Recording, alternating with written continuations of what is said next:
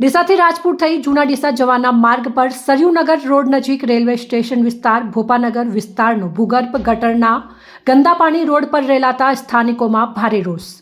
ડીસાથી જૂના ડીસા રોડ પર આવેલ સરયુનગર જતા મહાદેવજી મંદિરના આગળના મુખ્ય માર્ગ ઉપર લાંબા સમયથી ભૂગર્ભ ગટરના ગંદા પાણી ભરાઈ જતા સ્થાનિકો ભારે હેરાન પરેશાન થઈ ઉઠ્યા છે।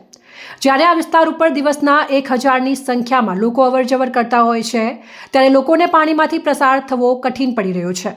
ત્યારે શિયાળાની ઋતુમાં આ દુર્ગંધયુક્ત ગંદુ પાણી લાંબા સમયથી ભરાઈ જતા આસપાસના ખેડૂતો તેમજ શાળાએ જતા બાળકો ભારે પરેશાની ભોગવી રહ્યા છે।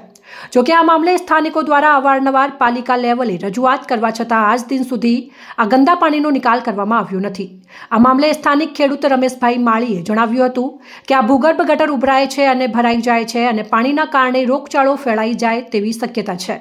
અમે અવારનવાર ડીસા નગરપાલિકા લેવલે રજૂઆત કરી હોવા છતાં પણ આ મામલે પાલિકા દ્વારા આ પાણીના નિકાલની કોઈ વ્યવસ્થા કરવામાં આવતી નથી। ત્યારે આ ગંદા પાણીના કાયમી નિકાલની વ્યવસ્થા કરવાની માંગ પણ કરી હતી। જોકે આ ગંદા પાણીના નિકાલની તાત્કાલિક ધોરણે કામગીરી કરવામાં નહીં આવે તો સરયુનગરના ગ્રામ્યજનો ઉગ્ર વિરોધ કરી રસ્તો બંધ કરવામાં આવશે અને તેને લગતા વળગતા અધિકારીઓએ નોંધ લેવી તેવી ગ્રામ્યજનોએ જણાવ્યું હતું। અહેવાલ અમૃત માળી, સંબંધ ભારત ન્યૂઝ, ડીસા।